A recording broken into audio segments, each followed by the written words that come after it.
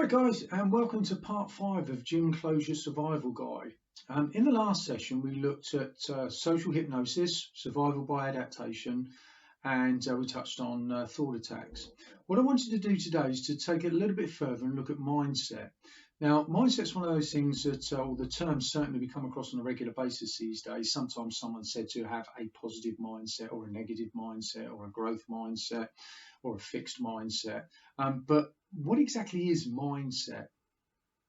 For me, to understand this in a practical context, I tend to use a bit of a visual tool. So at the end of this, I'll see if I can add a PowerPoint, just in the hope that you'll be able to visualize it in the same manner as myself. But effectively, if we think of it like this, mindset has been a sort of a continuum or a measure. At one end of it, we've got this kind of negative fixed mindset. Now the two don't always go hand in hand, but I think you get the general idea. And then at the other end we've got this positive growth mindset, and then somewhere in the middle is where most of us sit, depending on sort of how life's treating us and what's going on. And we will of course sort of move up and down the scale as life changes. But exactly how much time we spend at either end of the scale is really dictated by three key factors. This is our thoughts, our feelings, and our perceptions.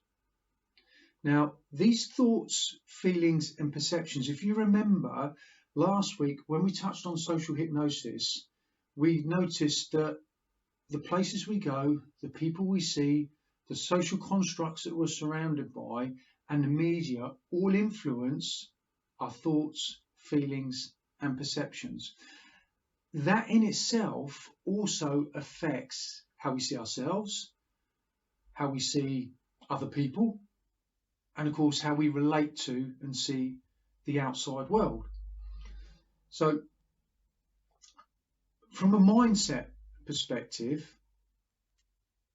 all of these factors serve to influence what ultimately becomes our map of our reality or our experience of life, because the thoughts, feelings, perceptions create the basis for our own set of values and beliefs. These values and beliefs then feed in or filter, if you like, our experiences, and the cycle starts again. So from a mindset perspective, if we're better able to understand the relationship between our thoughts, feelings, and perceptions, we're better able to begin to understand how these things can influence directly or indirectly the quality of life that we experience. So what I'd like to do over the next couple of sessions is to break down individually the thoughts, feelings, perceptions, values, and beliefs, in the hope that we can begin to understand how each of those feed in and enable us to create, I want to say, our own sense of reality, but that sounds a little bit kind of sort of out there, but certainly they influence our experience of life on a day-to-day basis. So get any questions, guys, feel free to do the usual. Either drop me a message on the club app, contact me via Facebook Messenger, or drop me an email.